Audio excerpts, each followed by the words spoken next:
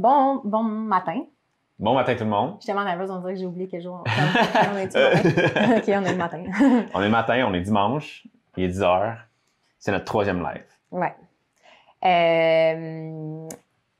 Si vous avez suivi les 2 autres semaines, dans le fond, on a décidé de commencer à faire des lives parce qu'on trouve que c'est une excellente façon de partager des idées puis de pouvoir avoir de l'interaction avec les gens en même temps. On sent que ça nous aide à être plus authentique aussi parce qu'on est, on n'a pas besoin de faire de l'édition pendant des heures ou d'obséder sur de quoi on a l'air. On se prépare quand même. On se prépare pour ça, mais il n'y a rien de stagé. Non, il n'y a rien de stagé. Puis voilà, fait que là, un peu, dans les dernières semaines, en fait, on a présenté l'histoire à Vincent au podcast puis à un des lives. Puis aussi, finalement, comment nos chemins se sont rencontrés qui fait qu'on travaille ensemble sur un art. Puis on a mis de l'avant que notre rêve, c'est de créer en ce moment l'Atlas du mouvement. Qu'est-ce que c'est l'Atlas du mouvement? Maintenant que tu le demandes. En fait, tu pourrais le dire. Oui, ben en fait, c'est une archée vivante de toutes les façons d'intégrer le mouvement à son quotidien. Je pense qu'on peut le dire comme ça.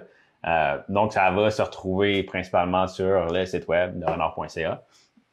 Puis, tranquillement, on veut commencer à meubler la partie Atlas du site web, puis rajouter de plus en plus de contenu, dont ce genre de contenu-là. Ouais. Puis, on explore avec différents formats parce qu'on aime explorer, on aime tester. Puis, quand on a une idée, on veut juste trouver la meilleure façon de la partager. Puis, on juge que des fois, c'est en partageant un bon livre qu'on a lu, des fois, c'est en présentant un objet qu'on a aimé. On est encore en train de tester puis d'apprendre. Fait que vous êtes témoins devant la caméra. Derrière la caméra, vous êtes juste témoins de un peu nos essais et nos erreurs. Puis c'est vraiment une philosophie qu'on veut mettre de l'avant avec notre projet. Oui, d'essayer. Puis même si c'est pas parfait la première fois, la deuxième fois, ça sera jamais parfait en fait, là, mais c'est chaque fois on veut améliorer un petit peu les choses. Comme par exemple, dernier live, j'ai oublié d'enregistrer. Fait qu'il a fallu que je le télécharge sur Facebook après. À partir de Facebook. La qualité était super pas bonne, mais ça ne nous empêche pas de continuer puis d'améliorer constamment les choses. Puis le setup change aujourd'hui. Ouais. L'habitude, on est là. Mais en fait, les dernières fois, on était là devant la bibliothèque. Exactement, juste à nos pieds. Là, on essaie toujours d'avoir des espaces multifonctionnels. Ça va être le sujet aujourd'hui. Oui. Fait que l'esprit d'expérimentation, c'est ce qu'on veut avoir par rapport à l'activité physique aussi. T'sais. Bon matin, Isabelle. Allô, Isa! Bon matin. Donc, on essaie vraiment d'avoir un esprit d'expérimentation. On trouve que l'activité physique, souvent, a un esprit de performance. Il faut se mettre des objectifs d'avance ou on prend des résolutions, puis là, il faut travailler fort de manière disciplinée pour atteindre ça. Puis on se rend compte qu'il y a une phase d'exploration, puis d'essai d'erreur, puis de juste faire des choses pour le plaisir, guidé par notre curiosité qui est vraiment importante. Fait que c'est ce qu'on veut vivre de semaine en semaine avec vous. On se positionne vraiment pas comme des experts du mouvement, on se positionne vraiment comme des éternels apprentis, puis on a envie de découvrir aussi ce que vous faites, vos idées. Fait que si vous avez des questions, des idées, des commentaires, vous pouvez nous écrire dans les commentaires Facebook. En tout temps, on les regarde du coin de l'œil puis on essaie de répondre. Puis si vous êtes des experts du mouvement, c'est-à-dire n'importe quel professionnel qui travaille en éducation ou dans des domaines comme l'ergothérapie, l'ergonomie, on va en parler aujourd'hui, jusqu'à être professeur d'éducation physique ou professionnel de ballon chasseur, là, comme on veut vraiment on aime connaître les gens puis leurs idées. Fait qu'écrivez-nous aussi, ça va nous faire plaisir de jaser avec vous si vous avez des expériences à partager. Yes, puis c'est le genre de personnes qu'on invite aussi sur nos podcasts, souvent, qui est un autre format qu'on crée, puis qu'on va continuer de créer. Puis c'est pour ça, là, c'est peut-être intimidant dans le sens où, tu sais, on a notre setup est quand même cool en ce moment, mais ça s'est construit à travers, là, on est rendu 40 épisodes de podcast aussi. Fait que tout ce qui est caméra et tout, ça s'est construit au fur et à mesure qu'on a avancé le podcast. Mais bref. En tout cas. Fait que c'est ça. Notre vision du mouvement évolue toujours. Fait que ce mois-ci, on a décidé, vu que pour la classe du mouvement, on veut parler de la vie active à son sens le plus large, puis on veut toujours briser les frontières, que c'est vraiment comme difficile de dire, OK, ben par quoi qu'on commence? Fait que là, on a fait l'exercice, on s'est dit, OK, on va faire une thématique par mois pour les prochains mois. Ouais. Au mois de mai, la thématique, c'est la maison vivante. Fait que l'idée de créer des espaces de vie personnels qui font émerger le mouvement plus naturellement. Puis là, on a décidé d'aller plus précis encore dans ce mois-là, de choisir semaine par semaine une thématique. Ouais. Puis cette semaine, on avait décidé que la thématique, c'était le bureau dynamique. Et fait que le live en ce moment, c'est vous partager un peu nos découvertes. Puis ce qu'on a essayé, en fait, c'est quand même le résultat de quelques années ou mois de test. Mais cette semaine, on s'est replongé dans le sujet puis on a rassemblé nos idées. Fait qu'on s'est dit, on va prendre le live pour juste en jaser. En jaser. Puis on va aussi, après le live, on va l'enregistrer, mais aussi, tout ce qu'on a appris, découvert, essayé pendant la semaine, c'est résumé sur notre site web aussi, à travers une fiche qui est dans l'atlas du mouvement qui grossit tranquillement. Ouais. Fait que, tu sais, notre but, c'est pas de vous donner une recette à suivre à la lettre. C'est pas comme un guide exhaustif, c'est vraiment plus de vous donner un exemple de tout ce qu'on a essayé, puis de vous montrer que vous avez aussi la capacité juste à, tu sais, d'utiliser votre imagination puis de repenser vos espaces. Parce qu'il n'y a pas de règle absolue.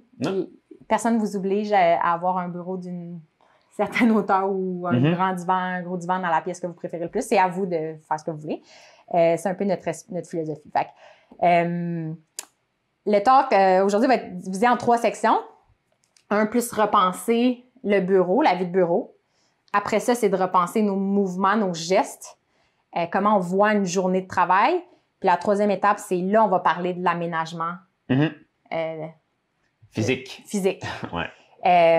Voilà. Fait que, je sais pas, Vince, en fait, on a reçu Vincent Mandeville, qui est un ergonome et un kinésiologue, au podcast 2 fois.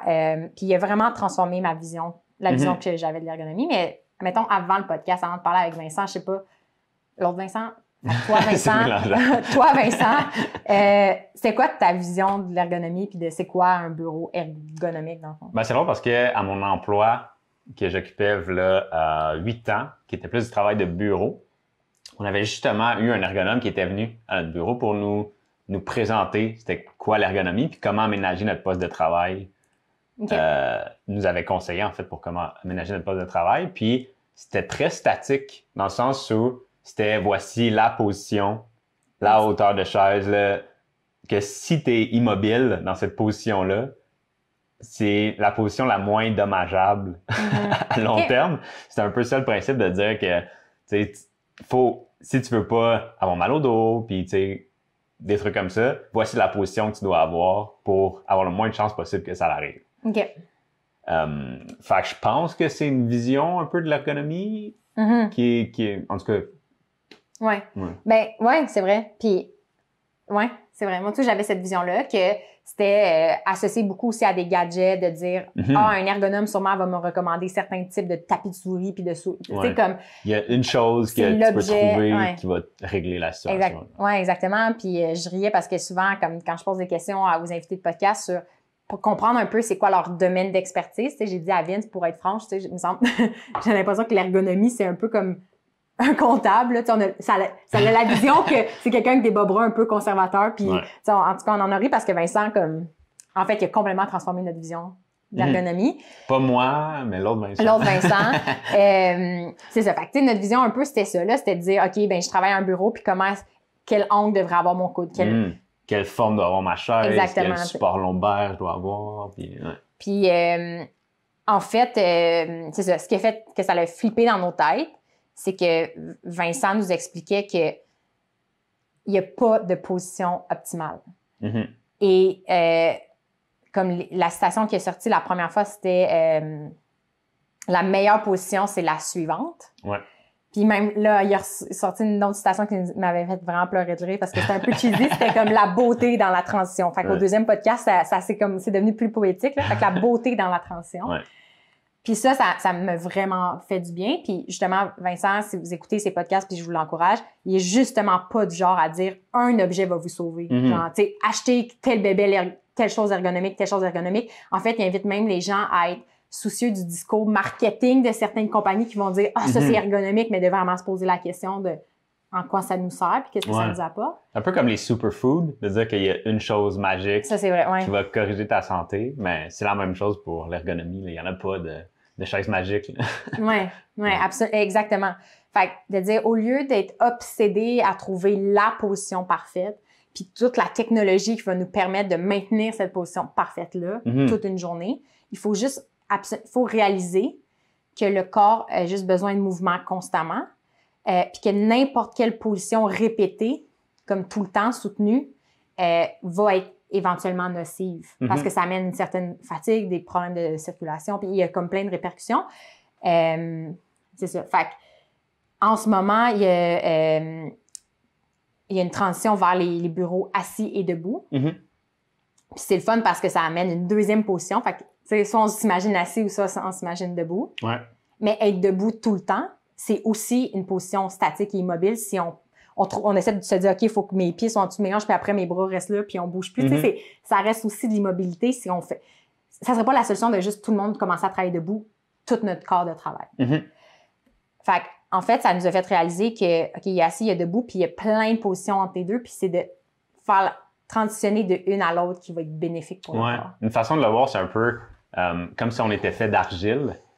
Puis quand on arrête de bouger, on commence à figer dans cette position-là, tu sais. Fait que ça soit assis ou debout, ben si tu passes, je sais pas, 12 heures par jour debout dans la même position, ben ton corps devient figé un peu dans cette position-là, tu sais. Fait que c'est là que la transition devient importante de bouger l'argile un peu, la garder molle, si on veut. En fait, l'image que tu avais utilisée, c'était la plasticine. Ouais. Dans Vince, avant d'embarquer avec Renard, en fait, avait un blog, il est encore actif, dans le fond, les gens peuvent aller voir, qui s'appelle Vivace. Oui, vivace.blog. Puis tu testais des choses de semaine en semaine. Fait que le concept qu'on fait en ce moment, c'est un peu inspiré de ça. Puis tu as fait une semaine sans chaise. Oui, j'avais pas le droit de m'asseoir sur chaise, divan. Pas le droit de m'asseoir, à part sur le plancher. Puis je pense que c'était à peu près la seule. Tu pouvais squatter, dans le fond. Oui, je pouvais squatter, m'asseoir sur le plancher, mais j'essayais d'avoir aucun meuble sur lequel je pouvais m'asseoir. Puis, parallèlement à ça, à tester ça, mais tu faisais aussi des recherches. Je faisais des recherches, des lectures, fax, ouais. J'ai appris plein de choses, puis je me souviens que c'est ça qui m'avait, comment dire, c'est l'image que j'avais gardée en tête après cette recherche-là, que justement, la plasticine ou l'argile, on peut appeler ça comme on veut, mais notre corps, quand il bouge pas, il commence à figer, puis à cristalliser un petit peu. Autant au niveau des ligaments qu'au niveau des muscles, ça a commencé à figer. Puis c'était de bouger, de transitionner, comme Vincent dit. Qui est important. Fait que, c'est ça. Fait que, l'idée d'avoir un bureau dynamique, de repenser son espace de travail, il y a une question, oui, de bureau, tu sais, physique, d'objet physique, mais on a réalisé que la portion la plus importante dans l'expression bureau dynamique, c'est la portion dynamique. Fait qu'avant de sauter dans les exemples, on a rassemblé tous les exemples de comment on a aménagé notre appart, avec notre mobilier, des accessoires et tout. Mais avant de sauter là-dedans, on va parler de l'aspect plus dynamique, dans le sens que notre corps doit bouger dans le temps. Fait que, tu sais, une première question qu'on veut vous poser, peut-être pour vous poser un regard, puis vous observer ce qui vous entoure, c'est quoi votre perception du mouvement puis de l'effort physique au quotidien?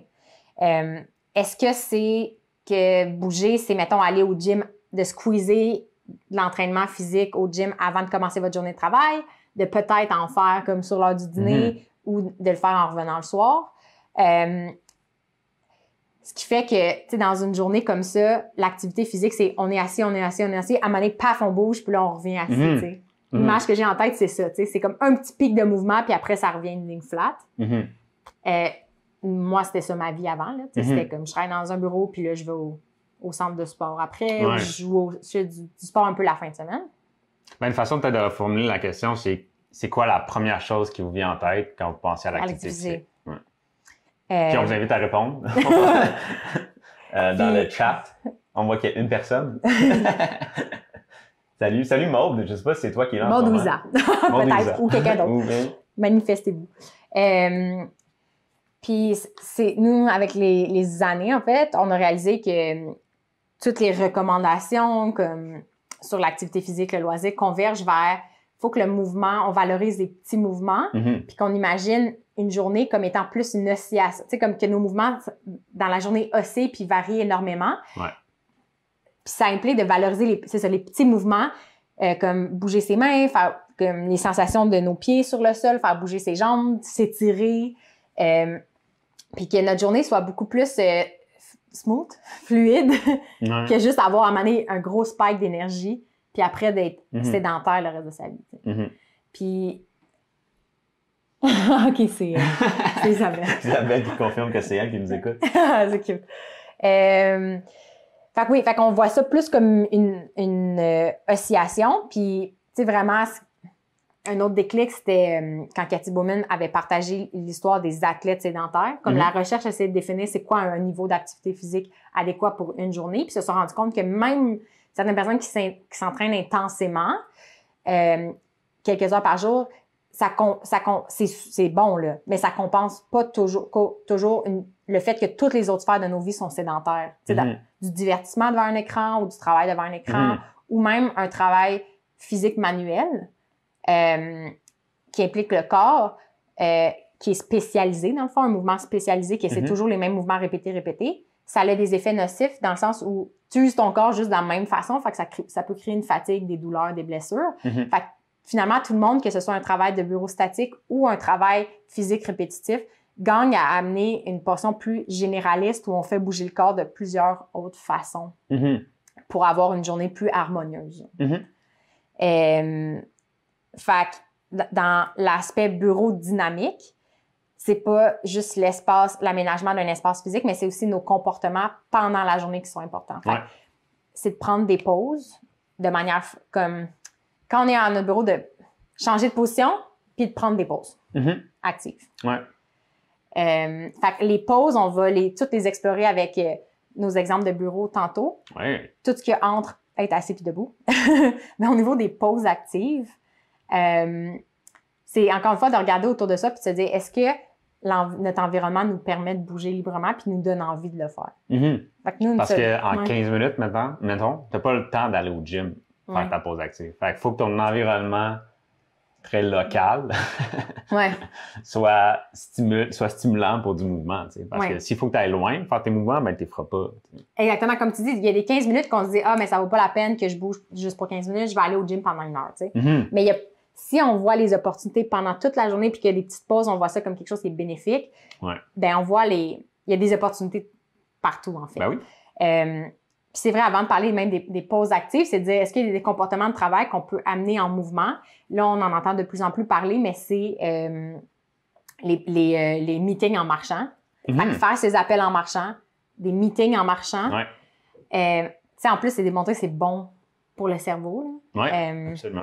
Bouger.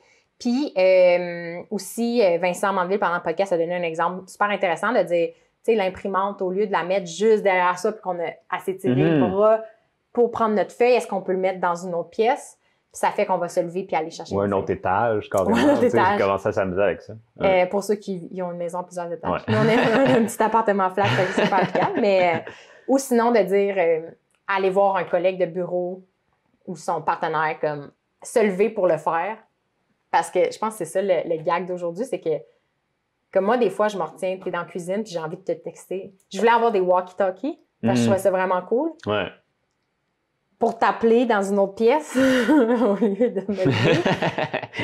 Puis genre, la seule chose qui m'a retenu, c'est que je me suis dit, c'est pas très renard. C'est pas très pro-mouvement, fait que je vais pas le faire, mais j'ai quand même vraiment envie d'avoir des walkie-talkies. Fait que de se lever puis de faire le geste soi-même, c'est super important. Puis, c'est ça. Fait un des livres, en fait, qui m'a fait réaliser que c'est super important d'insérer du mouvement dans sa journée puis de bouger, c'est le livre Spark qui va bientôt être ajouté sur la bibliothèque. C'est un chercheur en psychiatrie à Harvard, à la Harvard Medical School, qui veut montrer que si l'exercice était une pilule, genre, ça serait une pilule exceptionnelle. Genre, il veut montrer que la solution à plein de problèmes de maladies chroniques comme la dépression, la tension, il y a beaucoup de choses qui peuvent être adressées par l'activité physique. Fait qu'il donne comme des études puis des exemples à ce sujet-là.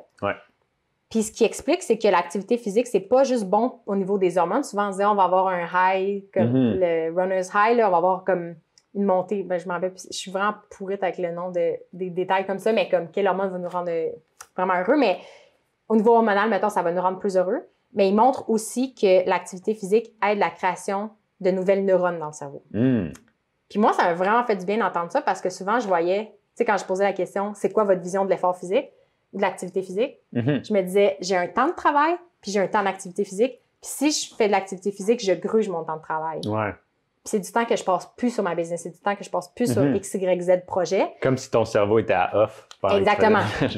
L'activité physique. Exactement, puis qu'il y avait un trade-off entre les deux. Puis l'activité physique, même si genre je me disais oui, c'est important, je me disais comme j'ai juste hâte de... C'est une corvée, tu sais. puis on a hâte de s'en débarrasser. Ouais. Puis lui, il te fait réaliser que non, si tu bouges, tu vas être plus efficace au travail. Tu vas avoir des meilleures séances, tu vas être plus créatif, tu vas avoir, comme il donne l'exemple d'une école que les notes des étudiants ont augmenté à partir du moment où les enfants faisaient plus de mouvements en début de journée. Fait que là, maintenant, je me dis, c'est important de bouger pendant la journée parce que c'est pas du temps volé à ma job, c'est du temps qui va améliorer ma vie, de manière générale. Voilà, fait que au niveau des pauses actives, moi, je suis plus yoga, puis je fais des petites vidéos devant YouTube. Il y a comme des chaînes YouTube que j'ai pour faire mes petits exercices. Là. Mais toi, t'es plus du genre à... Moi, il y a plein de jeux dans l'appart. Puis là, on va le voir peut-être on va vous montrer les photos de notre appart dans pas très long.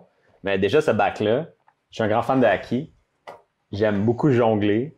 J'aime beaucoup jouer avec ce ballon-là avec les pieds, comme un ballon de soccer. En tout cas, dans ce petit bac-là qu'on laisse à portée de main, il y a plein de jeux que si je décide de me prendre un 15 minutes dans l'après-midi, justement, pour bouger un peu, ben, j'ai pas besoin de sortir de l'appart. Il y a plein de choses que je peux faire dans l'appart. Puis ça peut être en écoutant un podcast ou en faisant d'autres choses, en écoutant de la musique ou juste en réfléchissant sur le travail sans nécessairement travailler en même temps. Puis bon, ça c'est un bon exemple, ce bac-là, plein de jeux. De le mettre en évidence, en fait. Oui, exact. Même pas de le mettre dans un coffre fermé, mais tu sais, de le voir. Ouais. Puis... C'est la même chose un peu avec... Là, j'essaie de pas l'échapper. Ça ici, qui est un jeu de d'or qui est tout le temps accroché.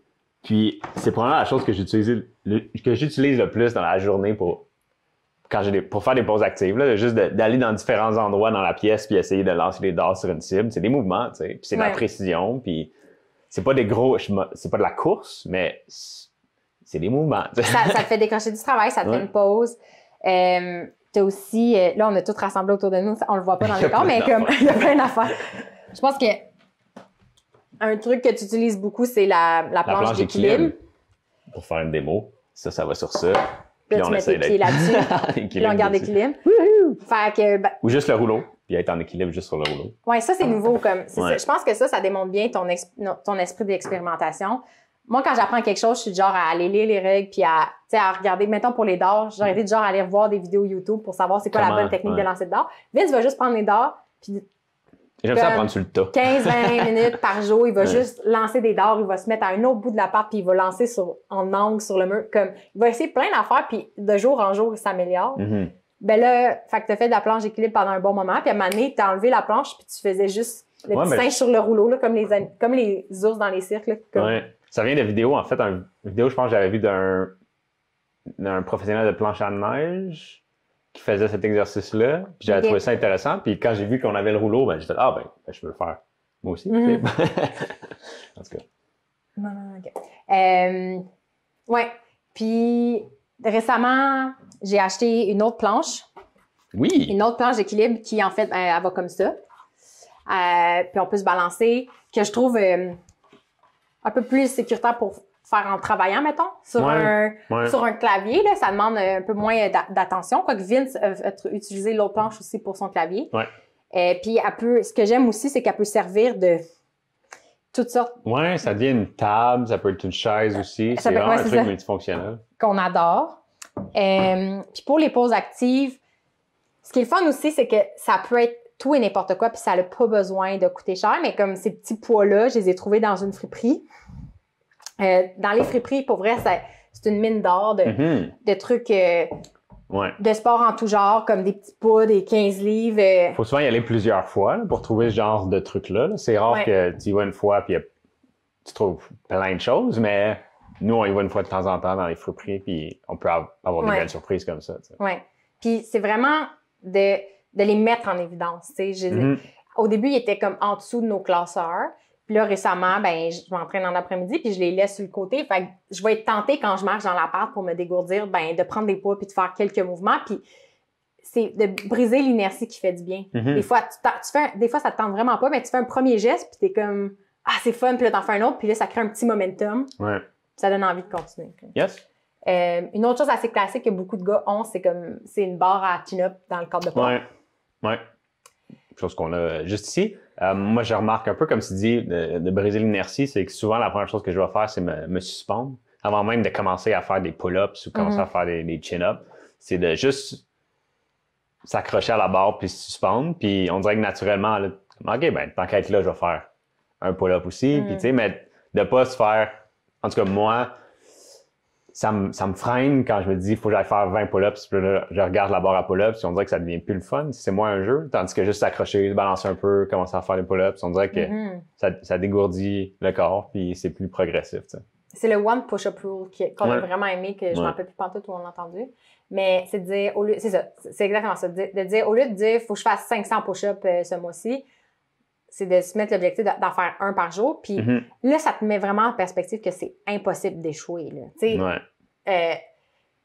Puis moi, je suis pas capable de faire un push-up de gars. Fait que mon objectif, c'était de dire, je vais essayer de faire un push-up. Fait que je commençais avec des exercices modifiés. Puis maintenant, je suis capable d'en faire 2, 3. Je suis capable d'en faire 3, tu sais. À mes yeux, et non parce que je pensais pas être capable d'en faire dans ma vie. Fait que, mais c'est vraiment ça, c'est d'avoir un objectif tellement petit que tu peux pas vraiment l'échouer. Puis le but, c'est juste de le faire. Puis une fois que tu es dedans, on dirait que ça t'envie pas. Ouais, c'est ça. Puis il y a des journées où bon, comme là, il y a une journée, j'ai fait plus de pull-ups, puis j'étais raqué le lendemain, mais si je me disais, il faut que je fasse 20 pull-ups par jour, ben, le lendemain, quand je suis full raqué, je le ferai pas. Puis là, c'est dommage. Mais comme si j'en fais juste un le lendemain, ben, je respecte encore cette règle-là. Puis souvent, ce qui arrive, c'est que si tu as de la capacité, si tu te sens bien, tu vas en faire plus qu'un. T'sais. Une fois que tu es dans la position, puis tu es là, puis tu vas faire, ben là, bon, continuer.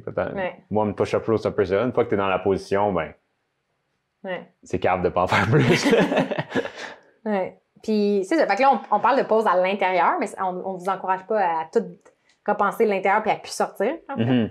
Parce qu'avec le confinement, en ce moment, on sort 3 fois par jour. Ben, on prend des marches au moins 3 fois par jour. Fait que le matin, le midi, puis après le souper. Fait que, comme, avant de commencer la journée, puis après nos repas, on prend des marches. Mais c'était la même chose. Au début, on s'était dit, je pense qu'on a commencé, peut-être l'été passé, à se dire, on marche tous les matins. Puis au début, il y a des matins, ça me tentait pas, là. Puis notre marche, c'était un coin de rue, là. C'était un tour du bloc. Puis des fois, tu sais, on essaie de trouver des excuses. Là, il pleut un peu, puis on est comme, il fait pas beau. Mais on essaie de se dire, peu importe la température, on sort dehors. Puis après un certain temps, ça a quand même pris quelques semaines, mais ça a fini par venir, on a hâte de marcher le matin. On dirait que ça prend ça pour bien commencer une journée. Puis c'est un rituel. C'est immanquable. C'est sacré. C'est ça. On sort, on prend notre marche, puis on s'est rendu compte qu'au début, c'est ça, on faisait un tour du bloc, puis on était déjà super contents. Puis là, on dirait que notre rayon, comme le quadrilatère qu'on fait, c'est juste agrandi. Puis là, maintenant, on marche peut-être 25 une demi-heure. Minutes, 25-30 minutes le matin. Puis on essaie non plus de pas se dire « faut marcher 30 minutes », mais juste de laisser aller. Puis des fois, c'est un peu plus, des fois, c'est un peu moins. Il y a des journées où on file pas, puis on rentre vraiment. C'est comme ça arrive. Ça arrive, mais le fait d'être sorti, on est content. Une fois que tu es dehors avec tes souliers puis tu marches, ben, c'est plus facile de continuer à marcher que de commencer à marcher. Fait qu'il y a la portion comme, c'est ça, prendre des pauses actives. C'est sûr qu'il y a toutes sortes d'étirements. Ça, je pense qu'on peut en trouver une panoplie d'exemples sur le web, dans des vidéos. Fait qu'on va pas s'attarder sur la mécanique spécifique de comment se positionner, quel étirement faire. Mais c'est des choses qui se font aussi facilement pendant la journée pour les gens qui sont adeptes de yoga ou toutes sortes d'étirements. Avec Vincent Mandeville, on veut justement créer un guide pour assembler des idées que lui a l'expertise plus technique de décrire. Fait que nous, on est plus sur l'aspect comment on essaie de jouer dans nos espaces. Parce qu'on veut toujours rester des apprentis. Je pense tu l'as déjà dit au début du live. Mais c'est vraiment notre objectif. Fait qu'on veut s'associer à beaucoup d'experts aussi qui ont pas le temps d'aller aussi large, mais qui ont une expertise plus en profondeur pour un sujet.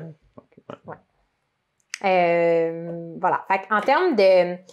Fait que là, il faut repenser un peu le cycle de notre journée, mais on peut aussi réimaginer notre espace. Fait que, tu sais, si on se pose, puis on regarde autour de nous, est-ce que nos espaces invitent au mouvement? Puis une grande réalisation qu'on a eue, nous, dans les dernières années, c'est que nos environnements sont faits, en fait, pour inviter le confort. Tout est optimisé pour qu'on soit confortable. Puis le confort, au niveau physique, c'est souvent associé à l'inertie. C'est d'adopter une certaine position. Puis juste quand on observe nos espaces, est-ce qu'il y a des aires ouvertes qui fait que le corps peut s'ouvrir puis qu'on peut danser un peu ou sauter ou justement faire jouer au dehors parce que le coin de la patte jusqu'à l'autre bout, c'est libre puis il n'y a pas de mobilier dans le chemin. Puis, puis fait que c'est vrai qu'en termes de repenser le bureau, la première étape, c'est pas juste de s'acheter plus d'affaires. Je pense même que la première étape, c'est d'aérer. Ouais, d'enlever peut-être des affaires. Puis nous, ça a commencé comme ça, en fait. Moi, je pense qu'avant d'aller dans les friperies, ramasser des poids puis des trucs comme ça, ou s'acheter des planches d'équilibre, on a libéré beaucoup les pièces là, pour avoir l'espace, justement, pour bouger. Puis là, je sors de notre cachette, parce qu'on a tellement d'affaires. Je me sens comme dans les shows de télé, là, que... Genre, nous, on n'est pas des cuisiniers, c'est pas un poulet qu'on sort du four, mais c'est genre des livres. Là. Des livres chauds. Mais Marie Kondo, aujourd'hui, je pense que presque tout le monde. Oui, ben elle a une émission sur Netflix, je pense, maintenant. Ça se peut-tu? Oui, elle a une émission sur Netflix. Elle a passé dans les podcasts les plus populaires. Elle est vraiment connue. Il y a même des parodies un peu de ce qu'elle fait. Ouais. Si jamais vous la connaissez pas, on vous invite à la découvrir. Elle est pas dans l'activité physique, elle est dans le tidying up. Fait qu'en français, c'est le rangement, là. Elle est dans le rangement. Une professionnelle du rangement. Une professionnelle du rangement. Il y en avait d'autres, puis elle s'est rendue compte que dans son domaine, souvent, le rangement, c'est associé à plus de l'optimisation d'espace, c'est-à-dire comment bien trier les choses, bien les classer dans des belles petites boîtes qu'on range dans des garde-robes de manière efficace. Puis elle... La première étape, en fait, ça commence par mettre devant soi ce qu'on possède, mettons, dans certaines catégories. Fait que si on a à faire le ménage dans nos vêtements, c'est de mettre tout devant soi, tous les vêtements de la maison, au lieu d'y aller pièce par pièce, puis de se débarrasser de ce qui nous sert plus puis ce qui nous apporte plus de la joie. Fait que ça m'a tellement fait du bien parce que c'est ça. Le but, c'est pas de garder tout ce que tu as puis de mieux l'entreposer. C'est de dire... en fait, débarrasse-toi de certaines choses, puis après, on va les ranger. Mais première étape, c'est de créer de l'espace. Oui, créer de l'espace, c'est vraiment ça. Puis je me rends compte que c'est un principe qui s'applique, à mes yeux, vraiment bien dans l'idée de créer une maison vivante. C'est créer de l'espace dans nos espaces. Puis ça implique de se débarrasser de certaines choses. Puis pour nous, il n'y a pas une règle absolue de combien de choses il faut garder, parce que c'est très personnel. Qu'est-ce qui est essentiel pour nous? Et je pense qu'au niveau du sentiment, tu sais, Marie Kondo, c'est garde ce qui t'apporte de la joie. Puis je sais pas si finalement, comme c'est un peu ça pour nous qui nous guide sur qu'est-ce qu'on garde ou pas, c'est aussi qu'est-ce qui nous fait sentir un peu libre, puis vivant, puis que ça respire un peu. Puis que mon corps se réveille juste de le dire. Là. Mais fait que c'est pas un nombre absolu, c'est comme on n'a pas étudié des aménagements avec des plans pour dire à tel degré, tel autre même, ça crée tel sentiment. Mais c'est plus, c'est ça, comment les gens se sentent.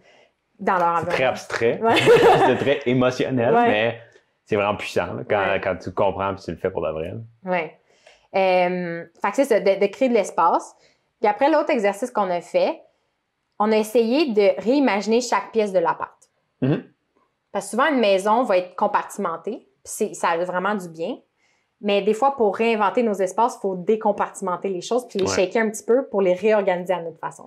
Fait qu'on a regardé les pièces. On habite dans un classique appartement montréalais, un 4,5. 4,5 très classique. Classique, rien de spécial. Des espaces moyens, tu sais, c'est pas si grand, c'est pas si petit.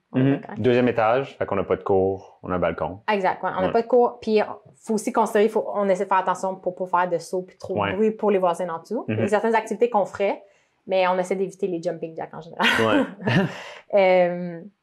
Surtout le dimanche matin à 10 h. Surtout que nos voisins, c'est des oiseaux de nuit. Puis, on se lève maintenant à 5h30 du matin.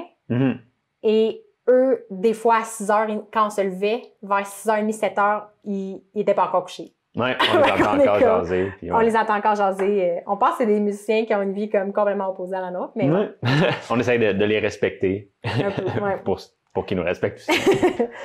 Fait que là, on s'est mis à regarder chaque pièce puis à dire c'est quoi l'intention de chaque pièce. Fait qu'avant, la pièce ici, c'était le salon. Fait que le meuble principal, c'était un divan. Puis il y avait une table de cuisine pour manger, puis étudier, puis travailler. Il n'y avait pas de télévision, fait que c'était pas nécessairement le focus, mais c'est une pièce pour accueillir les gens, être tranquille. Ouais. Après, c'était des chambres pour 2 personnes, dans le fond. Puis, un peu, toutes les colocs que j'ai eues, puis moi, on avait toujours cette combinaison-là d'un lit puis d'un bureau dans notre chambre pour travailler de manière paisible, des bibliothèques à l'intérieur, puis c'était à peu près tout. Puis là, il y a la cuisine sur le côté. Puis là, avec Vince, l'avantage qu'on a vu qu'on sort ensemble, c'est qu'il y a une chambre qui était à un coloc, une coloc que là, ça devient une pièce principale de plus pour travailler. Puis, on a aussi une chambre multifonctionnelle où notre lit, c'est un futon japonais qui peut être rangé. Fait qu'en journée, on a une pièce de plus. Ouais. Fait que finalement, on s'est rendu compte qu'on avait 3 pièces qui peuvent être remodulées à notre façon. Ouais. Fait que, on s'est dit, OK, on repense les choses, puis qu'est-ce qu'on aimerait avoir? Un mood, tu sais, quand on explique que dans l'aménagement, on essaie de se concentrer sur comment ça nous fait sentir, mais ça serait quoi le mood de chaque pièce pour que notre corps, finalement, quand il rentre dans la pièce, il sache un peu qu'est-ce qu'il doit faire dans cette pièce-là? Ouais, c'est quoi l'essence de la pièce? Ouais. Ouais. Puis je pense que ça, on l'a aussi réalisé quand on lisait sur le sommeil. De dire, tu sais, mettons, dans la pièce où on dort ou dans notre lit, d'essayer pas nécessairement de travailler dans son lit ou de faire des trucs intellectuels dans son lit parce que le corps et le cerveau deviennent un peu mélangés. Mais si dormir, c'est dans une pièce noire, puis quand on touche son lit, c'est pour s'endormir ou peut-être lire un petit peu relaxé avant, ça fait que chaque soir, le rituel de juste mettre son pyjama puis de s'asseoir dans son lit fait que le corps va se détendre. Exactement. Tu l'as bien dit, c'est les rituels. Là. On va plus en parler le mois prochain. Ouais. Mais c'est possible de designer ces pièces pour générer des rituels justement qui fait en sorte que ça clique dans le cerveau puis que le cerveau est capable de rapidement passer, de changer d'un mode à l'autre. Tu sais, je travaille à je dors. C'est quand même 2 trucs complètement différents au niveau cognitif. Fait que ça prend des environnements différents aussi puis des rituels pour amener cette transition-là puis la faire plus en douceur, mais rapidement. Tu sais. Ouais. Fait que là, on s'est dit, OK, si il y a des rituels qui peuvent nous amener à faire un cool-down le soir puis à tranquillement décrocher du travail puis à mieux dormir, parce que notre niveau de sommeil s'est vraiment amélioré à partir du moment où on a appliqué certains rituels comme baisser les lumières après une certaine heure, fermer l'Internet, se mettre en pyjama, se brosser les dents, faire un thé. Comme tout ça amène que le corps, tranquillement, il y a 1 heure pour aller ici, on dirait qu'il s'en va dormir. Puis là, on s'est dit, mais ça veut dire qu'on peut aussi utiliser ça pour créer des pièces plus stimulantes. Puis sans vouloir reproduire un gym dans l'appartement, parce qu'on peut pas en ce moment, parce qu'on n'a pas l'espace, puis parce qu'il y a des voisins en dessous, comme on disait, est-ce qu'on peut faire quelque chose de quand même stimulant que renverser ça, que toutes les pièces d'appart avant nous amenaient à nous asseoir. Nous asseoir sur un divan, nous asseoir sur une chaise de bureau, nous asseoir sur une chaise de cuisine. Est-ce qu'il y a des espaces où finalement, il y a des espaces qu'on n'a plus de chaise, puis que notre corps, sa réaction, c'est « Hey, j'ai envie de bouger, j'ai envie justement de prendre des dards puis de jouer un peu, puis pendant que moi, tu sais, Vince faisait pendant que moi, je cuisine, puis là, on niaise, puis on déconne, puis que l'esprit de la pièce, ce soit ici, tu peux créer, tu peux faire ce que tu veux, tu sais. Ouais. Fait que là, je suis plus en train d'écrire le mot de la pièce dans laquelle on est. Ouais, on pourrait la montrer. Ah oui, c'est vrai. C'est l'heure. C'est l'heure de montrer ça. Fait que, comme Vince disait, on essaie de s'améliorer avec nos lives chaque semaine. Puis là, aujourd'hui, notre innovation, c'est il va être capable de montrer des photos à l'écran pendant qu'on parle. OK. Fait que là, on va montrer le studio.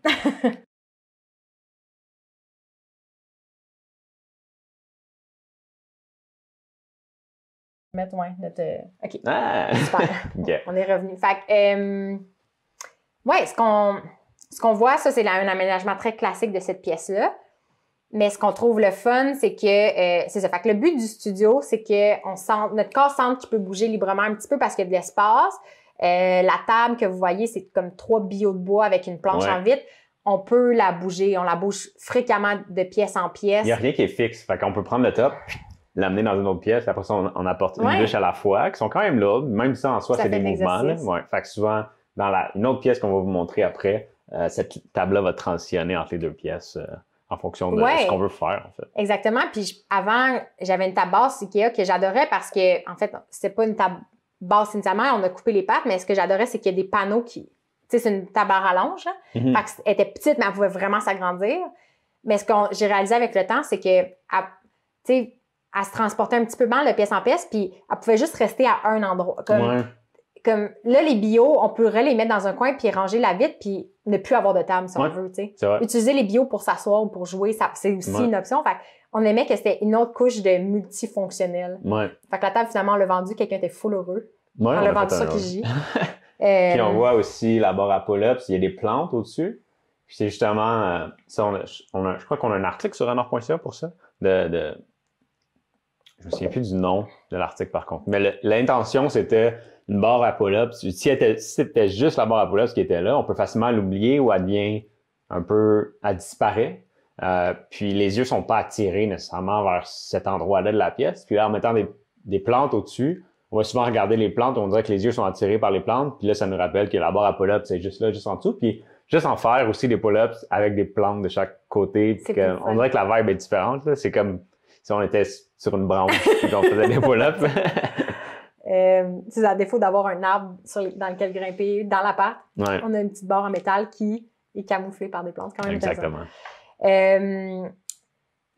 Ça montre un peu, c'est ça, l'esprit de la pièce, c'est que les choses peuvent être bougées parce que dans cette pièce-ci qu'on appelle en général le studio, la table haute sur laquelle on se trouve, c'est aussi la table du podcast. Mm-hmm. La table en vitre nous sert quand on filme devant la bibliothèque. On a fait un clip du club de lecture, on a fait les autres lives devant cette pièce-là. Comme chaque mur est utilisé finalement pour un setup différent. Mm-hmm. Puis c'est ça qu'on aime, c'est que c'est quand même un petit espace, mais on sent qu'il y a des atmosphères différentes qui peuvent être créées puis qu'on peut bouger les meubles vraiment facilement. Mm-hmm. Ça, on aime ça. Puis on voit aussi des items clés au niveau de notre mobilier. On voit la table, mais on voit aussi deux autres choses. C'est les rondins de bois qu'on voit en dessous de la table, mais je les ai ici, je peux les montrer. En fait, c'est les centres de table au mariage de ma cousine. Elle habite au Témiscamingue. C'est pas un déménagement. En tout cas, c'est ses centres de table, c'est super joli. Elle adore avec son chum la chasse à pêche de camping. Mm-hmm. Il y avait des arbres autour d'eux, là, puis c'est lui qui les a fait, en fait. Puis j'ai fait « mais c'est génial, ça! » Parce que elle allait s'en débarrasser parce que pour elle, c'est anodin, mais pour une petite fille de ville, c'est vraiment c'est magique cool. un peu. C'est magique. C'est juste ça dans les magasins, mettons, Indigo, tu sais, des magasins plus de mobilier ou de déco, ça coûte une fortune, des trucs comme ça. Là. Les billots de bois, là, j'en avais vu un chez West Elm. C'était 250 $ un billot de bois. Parce que ça me demande des fois un certain temps les sécher, les sabler et tout. Mais... absolument. Fait que là, on en a plusieurs. Marc-Claude a juste volé tous les centres de table. Non. C'est à la fin de la soirée. À la fin de la soirée, on pouvait partir avec. Fait que j'en ai pris comme... Fait que je remercie encore Andrea et Olivier pour leur bio de bois. Fait que ce qui est vraiment le fun, c'est qu'on en a plusieurs. Là, on doit en avoir comme 5-6. Fait qu'on peut les empiler. Comme je peux m'en servir. La table, mettons, qu'on a fabriquée est un petit peu trop haute pour moi. Fait qu'en général, je vais essayer de rajouter une certaine épaisseur. Mm-hmm. Fait que les bio de bois, on peut s'en servir pour s'asseoir, pour transporter des choses, pour comme s'agrandir. C'est vraiment le fun. Ouais, c'est vraiment versatile. Puis ça prouve aussi qu'il y a des fois, il ne faut pas avoir peur d'avoir l'air un peu weird. Parce que ça a été facile de se dire, je vais pas prendre les centres de table du mariage. Mais il y aurait peut-être, en tout cas, je sais pas si finalement Andrea s'est dit, j'aurais dû les garder pour faire des affaires, mais. On va les redemander. Si jamais tu veux les revoir, Andrea, tu me diras. Non! L'autre chose qu'on a trouvé dans une friperie, et ça a vraiment fait mon bonheur. On le voit dans la photo. On voit dans la photo, c'est des cubes comme ça. Sont vides. Si jamais vous voulez en fabriquer, là, voici qu'on s'en a à l'intérieur. C'est super simple. C'est super simple. Je pense qu'il était comme 3 ou 5 $ à la friperie, puis il y en avait 2. Au début, on se dit, est-ce qu'on prend ça? Puis là, finalement, je me dis, ça pourrait être le fun. Puis ça, là, c'est un de nos meilleurs achats, je pense. On les utilise tout le temps. On les utilise tout le temps. On peut s'en servir pour s'asseoir, on s'en sert. Comme table, des fois. Comme table. Travailler directement dessus quand nous, on est assis sur le sol. Ouais. Puis on a une autre petite table dans la cuisine qui se plie, puis Vince l'utilise quand on fait le podcast parce qu'il a besoin d'installer son ordinateur. Mais on n'a plus de chaise. Fait que ce qu'il fait, c'est il prend le cube, il met 3 rondins dessus, puis ça devient sa chaise. Ouais. Ça me permet d'être là pendant 1 heure, le temps qu'on filme le podcast. Puis, fait que c'est ça. Fait que notre mot d'ordre maintenant, quand on achète quelque chose ou qu'on choisit un nouvel objet, c'est est-ce que c'est solide, est-ce que c'est polyvalent? Mm-hmm. Puis vraiment de se dire, tu sais, le mobilier qui est dans nos pièces, est-ce qu'il est vraiment mobile? Parce que le mobile... C'est une priorité maintenant de dire comme on veut que les choses soient modulaires, qu'on puisse les déplacer, qu'on puisse les changer de pièces, qu'on puisse les utiliser de plusieurs façons aussi, que ce soit pas juste cette chose-là est utilisée dans tel contexte, puis c'est tout. Exactement. Mais c'est drôle que le mobilier n'est plus mobile souvent. Ouais. Tu sais, comme, on trouve des tablettes qui fit exactement à un endroit, puis le divan peut pas aller ailleurs parce que telle tablette est à telle place, puis là, il y a tel meuble à telle autre place. Puis maintenant, j'essaie de dire, faut que le meuble, si on avait à refaire l'appart, encore à réinventer l'appart, il pourrait aller ailleurs. Ça, c'est comme rendu vraiment un critère important. Donc, c'est ça pour cette pièce-là, je pense. On peut peut-être, le temps avance quand même vite, qu'on peut aller vous montrer notre bureau. Poups! Oui! Tadam! Je sais pas si tu veux te décrire. Oui, ben en fait, c'est une pièce qui a quand même changé. Là, la photo est prise à partir de la porte à travers laquelle on entre dans la pièce. On voit la porte de garde-robe au fond. Initialement, nos bureaux, c'est des bureaux IKEA à manivelle qu'on a achetés usagés. Donc, il y a une petite manivelle qui permet de monter le bureau ou de le descendre. Là, on voit qu'ils sont justement à différentes hauteurs. Parce qu'on n'a pas qu'on n'a pas la même hauteur. En ce moment, je suis même assis sur un tabouret pour être à la même hauteur que Marie-Claude parce qu'elle ne mesure pas 6 pieds 3, malheureusement. Et puis, donc, cette pièce-là, avant, les bureaux étaient collés sur les murs, mais il y a quelque chose qui clochait. Je ne sais pas comment le dire autrement. On dirait que l'espace n'était pas feng shui. Ouais. Non, la dire. Zéro scientifique, là, non. Mais, donc, on les a collés, puis on les a mis plus au centre de la pièce. Puis ça a vraiment changé la vibe. Maintenant, quand on rentre dans cette pièce-là, on dirait que c'est vraiment stimulant. Puis même quand on travaille, on peut se parler en face à face, alors qu'avant, on était dos à dos. Puis même les deux, je pense qu'on faisait un peu de dos à la porte. On dirait qu'il y a de quoi qui fonctionnait pas. Là, tandis que là, même au niveau du puits de lumière, on dirait que la lumière est différente dans la pièce. Mais bref, on voit qu'il y a, bon là, il y a plein d'objets au sol, mais c'est parce qu'on change souvent nos positions. Moi, comme en ce moment, en fait, des fois, je vais utiliser un tabouret. Je vais aussi, là, je vais sortir l'écran, mais des fois, je fais juste à côté mon pied, comme ça, position capitaine, comme Marc-Claude l'appelle souvent, ou je me mets en indien aussi, des fois, sur le tabouret. Fait que je me sers du tabouret, mais le plus souvent, je suis debout, puis on voit qu'il y a une couverte juste à côté du tabouret parce que le sol est un peu raide. Puis je remarque que quand je mets une couverte, on dirait que j'ai moins mal aux talons à la fin de la journée, à force d'être debout à ces endroits-là. Puis il y a une balle dessus aussi parce qu'on peut se faire des petits massages de pieds tant qu'à être debout. Fait que tu sais, les balles peuvent servir à jongler ou à défaire les tensions. Là. Fait que les balles de squash, je les aime pas squash, racquetball.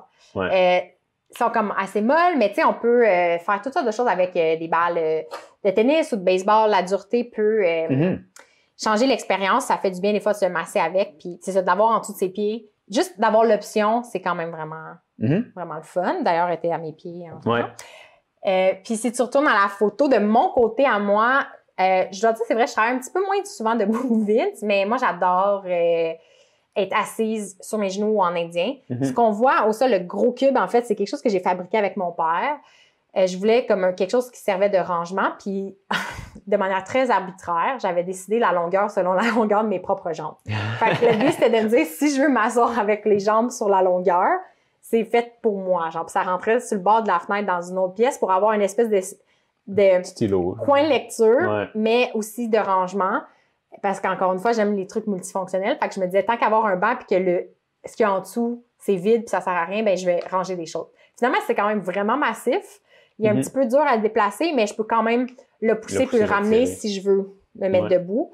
Puis, comme un peu le plancher, ben c'est assez raide, là. Fait que souvent, ce qu'on va à terre, il va y avoir des coussins. On a un petit tapis de cuirette cheap. Moumou cheap. C'est cheap, là, mais ça fait un peu la job, là. Le format est assez le fun.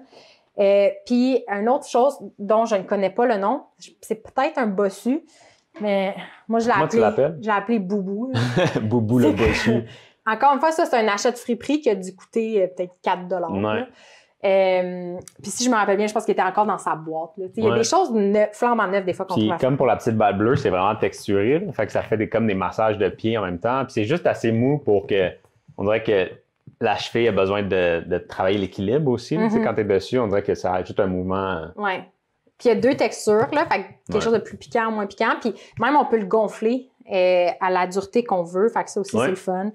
Tu sais, encore une fois, on montre toutes ces choses-là parce qu'on n'essaie pas de faire une chose toute la journée, mais toujours de varier. Comme Vincent Mandeville dit, c'est la transition qui est importante. Là. Fait que c'est pas de vous montrer une position parfaite que vous devez adopter pour travailler, c'est plus de vous montrer toutes les choses que vous pouvez faire à votre espace de travail pour amener du dynamisme un petit peu. Oui, exactement. Fait que ça, c'est l'espace de bureau. Il est un peu moins malléable là, parce que les meubles prennent plus de place, mais on doit dire que l'achat d'un bureau assis debout, on est vraiment satisfait de notre achat. Un des meilleurs achats. Puis d'ailleurs, Jean-Gabriel, hello, Jean-Gab, qui dit beau bureau. Fait que oui, mais encore une fois, tu sais, on croit vraiment qu'il y a toujours des alternatives peu chères ou avec ce qu'on a. Ouais. Avant d'avoir ça, j'avais un autre bureau IKEA classique. J'ai écrit mon mémoire entier sur un bureau IKEA. Puis à un moment donné, ben, quand le coffre est arrivé, mon gros coffre était un petit peu trop haut, était plus haut qu'une chaise normale. Ouais. Fait que là, je me disais, mais je veux pas changer de bureau. Ben, tu sais, en fait, à ce moment-là, je pense que les bureaux assis n'étaient pas si populaires. Fait que j'ai pris des petits blocs de bois, puis j'ai surélevé toutes les pattes pour que ça fitte. Ouais. Puis j'ai aussi mis, j'ai une couple de photos de travail qu'on va rajouter dans la fiche, comme on vous disait, qui va résumer tout ce qu'on parle aujourd'hui, mais la classique, empiler des livres. Ouais. Puis même, tu le fais encore, je pense, des fois, en ce moment, pour monter ton ordinateur, justement, pour que tu sois plus à la hauteur de tes yeux. Truc que Vincent Mandeville nous avait donné, justement, pour éviter d'être tout le temps comme ça quand on travaille. Là. Fait que d'utiliser des briques, des livres, il y a plein de choses qu'on a utilisées dans le passé, là, pour justement dynamiser un petit peu l'espace. Là. Puis, ouais, fait que pendant aussi des années, moi, ce qui a vraiment été pratique dans l'appart, c'est, tu sais, on le voit souvent, là, des étagères, c'est des briques avec des planches. Puis ce qui est le fun, encore une fois, c'est que c'est modulable. Fait que pendant une couple de temps, c'était juste des briques avec une planche dessus, puis je mettais mes souliers en dessous, je mettais un miroir. Ouais. Puis là, ben, à un moment donné, c'est devenu une planche de travail. Je m'étais débarrassée de mon bureau parce qu'on voulait un bureau assis debout. Ouais. Mais là, entre-temps, vu que j'avais plus de bureau, ben j'ai mis une planche bord en bord entre deux classeurs, mais les classeurs n'étaient pas de la même hauteur, fait que j'ai rajouté des briques. C'est un peu sketch, mais ça fonctionnait. Mais ça fonctionnait. Puis quand j'ai eu un nouveau bureau, ben là, j'avais beaucoup de livres, fait que sur mon bureau, j'avais remis ces briques-là avec une planche, puis là, ça me permettait de rajouter mes crayons avant. Puis à un moment donné, même on avait mis les briques à terre avec des planches, puis Vince s'en servait comme une table basse. Ouais. Puis on se sert encore, en fait, de ces briques-là. Là, on le voit pas super bien dans la photo, mais sous les bureaux, il y a une imprimante qui est presque à côté sur le mur du fond, puis elle repose justement sur des briques et des planches. Ouais. Puis ça fait en sorte que quand, c'est pour revenir à ce que tu disais tantôt, justement, de placer l'imprimante à un endroit pas juste accessible facilement avec la main, mais là, pour aller chercher le papier qu'on imprime, faut aller en dessous des bureaux, puis aller chercher, puis aller... c'est ça. Fait qu'il y a comme des mouvements qui sont rajoutés à ce moment-là. Puis le fait d'avoir les briques qui soulèvent l'imprimante, ça fait qu'on peut nettoyer facilement en dessous aussi, là, ce qui est cool. Là. Puis l'imprimante, parce qu'on avait le choix, on se disait, est-ce qu'on la met dans le coin de la pièce où elle est plus facilement accessible?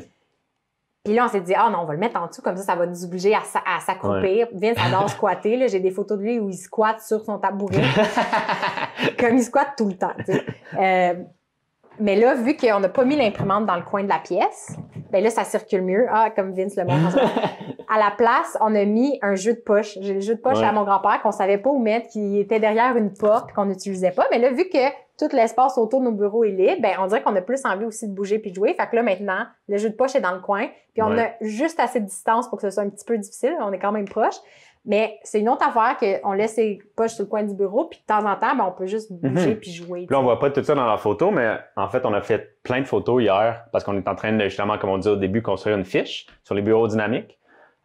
Puis on va la partager sur le site web renard.ca éventuellement. Fait que tout ce qu'on vous explique là, plus verbalement, ben, va être illustré à travers cette fiche-là. Donc, si vous voulez vous inspirer ou avoir une meilleure idée de justement ces choses-là qu'on est en train de dire, ben, ça va être là. Ouais. Fait que là, dernière photo, c'est la 3e pièce.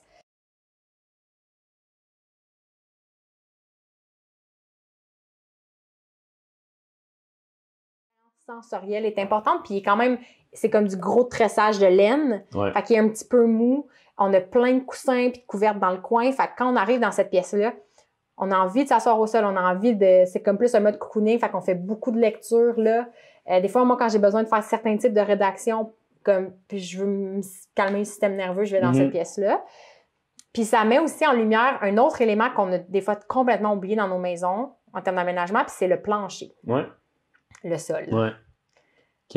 On a tendance à oublier, mais on est beaucoup sur des surfaces très, très dures, constamment. Puis moi, je l'ai remarqué justement en travaillant debout à mon poste, puis là, je le remarque plus parce qu'à l'appart, je suis nu-pied, j'ai pas le coussin de mes souliers, je suis souvent nu-pied, puis être debout pendant, je sais pas, 6 heures, nu-pied, sur du dur, je le sentais dans mes talons. Je sais pas si tu te souviens, mais il y a des journées où j'avais mal aux talons, puis je me demandais pourquoi. Puis à partir du moment où j'ai mis une couverte sous mes pieds, que j'ai rajouté c'est pas un immense coussin vraiment très avec un gros volume, là, c'est une petite couverte, c'est un petit peu mou de rien du tout, mais juste ça faisait une grosse différence. Puis ça nous rappelle que justement, dans la nature, si on veut, le sol n'est pas dur. Il n'est jamais parfaitement plat non plus. Il n'est jamais parfaitement plat, tout le temps la texture, puis il est un peu mou, tu sais, nos ancêtres n'ont pas passé leur journée debout sur des roches. Fait que c'est normal que ça soit pas naturel. Fait qu'on expérimente encore. Des fois, il y a des tapis spécialisés pour ça en mousse. Ouais. Pour l'instant, on se débrouille avec ce qu'on a. Des fois, je mets un coussin carrément à terre puis je mets un bout dessus. On va voir, on teste. Tu sais, quand on dit on voulait partager nos essais, nos erreurs, je pense que les erreurs, c'est... Il y a des choses qui n'ont pas super bien marché. On s'était acheté comme une bande de faux gazon à la quincaillerie. Puis c'était pas tant nice. Ça n'a pas super bien marché, mais c'est parce qu'on en a pris un qui était vraiment... Ça ramassait un peu la poussière. Oui, puis il y avait une drôle de texture quand on était mis le pied dessus aussi. Ça piquait comme beaucoup, puis il brisait. Puis les petits gazons partaient. C'était pas un choix si judicieux, mais j'y reviendrai peut-être essayer de... Si vous connaissez une compagnie qui en fait des nice, on aimerait vraiment ça le savoir pour pouvoir le tester. Des tapis texturés, ça nous intéresse quand même. Une autre chose qu'on a essayé, c'était des galets. Là. Des fois, on les voit sur Pinterest, des tapis avec des roches, là, dans le fond, pour... encore une fois, juste stimuler le pied différemment. Puis, tu sais, le but, c'est pas de passer toute sa journée là-dessus, mais c'est juste le fun, des fois, quand tu marches, puis avec ton pied, de toucher différentes textures. Ça, on l'a essayé, ça n'a pas marché non plus, mais on n'a pas abandonné. Ben, on va y revenir. Il est encore là. On abandonne jamais, mais on essaye des choses qui marchent. La formule telle qu'elle était, ça marchait pas. Parce que là, les roches collaient à nos pieds parce qu'on est tout le temps de pied. Le bac, les roches étaient lousses, puis là, ça bougeait. Là, après, sur Pinterest, ça disait... Faites simplement les coller sur un tapis avec de la colle chaude, puis là, ça marchait pas. Ça marchait à zéro. Parce que les roches étaient rondes, fait que là, dès qu'il y avait un peu de poids d'un côté, il décollait, puis là, ça... Mais bref, on aime tester différentes affaires comme ça. Fait que si vous avez des idées, des solutions, des choses que vous aimez, écrivez-nous, on adore découvrir de nouvelles affaires. Mais ouais, fait que le sol devient un lieu vraiment intéressant où souvent, on le voit pas comme un espace pour s'asseoir, là, parce qu'on a designé nos vies pour que tout soit surélevé. Les chaises, les lits, puis le plancher, il y a juste nos pieds qui sont en contact, puis en général, le plancher a une mauvaise figure, là, c'est quelque chose de sale. Puis, jette pas des trucs comme... Prends pas les choses à terre. Mais nous, c'est l'inverse maintenant. On essaie... Je pense que ce qu'il y a de plus bas à la maison, c'est le plancher. Comme j'ai une balayeuse maintenant, puis comme je veux que le plancher soit pas parce que c'est... Maintenant, tout le plancher, c'est vu comme un espace de possibilités. Fait que quand on parle de...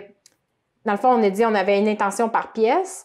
Après, dans chaque pièce, on veut du mobilier qui est réellement mobile. Puis après, on veut des accessoires qui complémentent l'expérience pour stimuler de manière différente. Puis toute cette combinaison-là fait qu'il y a des milliers de positions possibles maintenant. Puis c'est ça qui devient le fun. Fait que oui, il y a comme être assis, être debout pour un bureau classique. Mais une position, ça peut être de lire, de se coucher à terre sur le ventre pour lire. Avoir un cube comme on avait entre les jambes ou empiler des coussins puis de faire l'écart autour de ça puis travailler devant soi. Ça peut être de squatter de temps en temps. Ça peut être d'être en indien sur les genoux.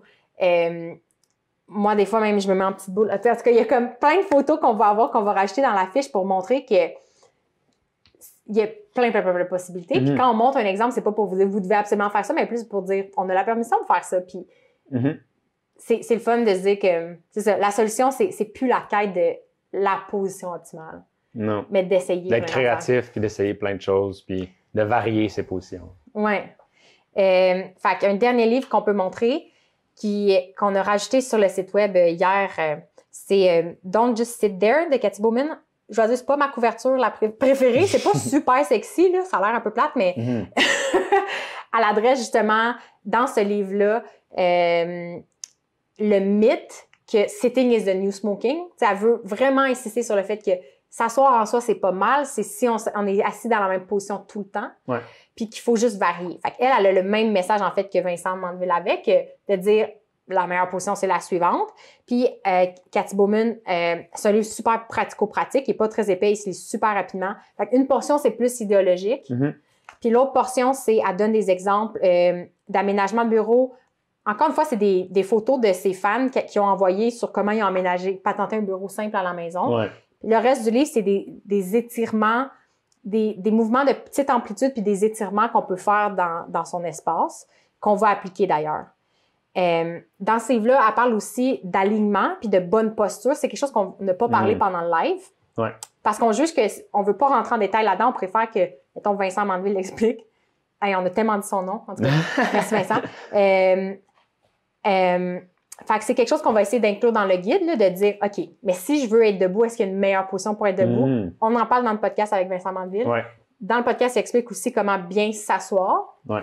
Des trucs de base. Fait que c'est ça, on n'en a pas parlé aujourd'hui, mais c'est aussi un élément important, l'hygiène posturale. Mais on voulait montrer toutes les autres choses à penser avant d'obséder justement sur sa posture, qui est important parce que oui, effectivement, il y a une façon de mettre moins de pression sur le dos, le cou, mais comment on imagine nos espaces puis comment on choisit de bouger en jouant pendant la journée, comme on disait, c'est aussi vraiment, vraiment important. Voilà. Je sais pas si tu avais quelque chose. Non, je pense que ça boucle bien la boucle. On peut peut-être aller voir s'il n'y a pas des questions. Non. Si jamais vous avez des questions qui viennent en tête en ce moment, je ne sais pas qui nous regarde. C'est peut-être encore Isabelle. Oui, écrivez. N'hésitez pas à nous écrire.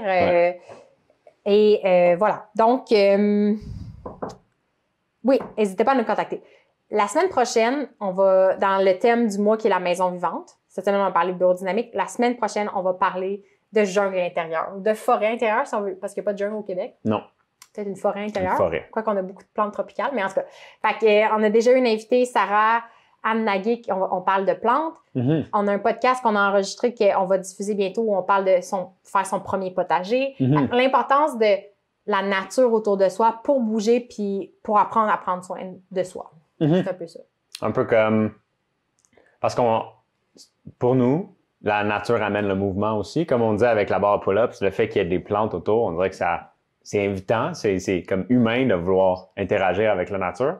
Puis, comme pour le mouvement aussi, on a tendance à dire, la nature, c'est dehors, c'est loin, mais il y a moyen de l'accueillir dans le quotidien, puis de l'intégrer, comme on dit avec le mouvement. C'est la même chose. Exactement. De dire, on est fait pour vivre en nature. Puis, au lieu de se séparer de soi, comment on peut, le plus possible, effacer la frontière entre dedans et dehors. Oui. Quand même. Ouais. En une semaine, on va peut-être pas trouver la solution là, de comment. Mon rêve, c'est de refaire des maisons qui il y a moins de frontières, mais en tout cas. Humblement, on va commencer dans notre appartement, qui est une location. Fait qu'on est même limité dans ce qu'on peut faire parce que c'est pas à nous, building. Mais dans ces contraintes-là, on va essayer de trouver des idées sur comment avoir plus de verre autour de nous. Ouais. Et voilà. Fait que c'est ça. Fait que vous pourrez en ligne sur le site web trouver des mises à jour à l'onglet Atlas, renard.ca/Atlas.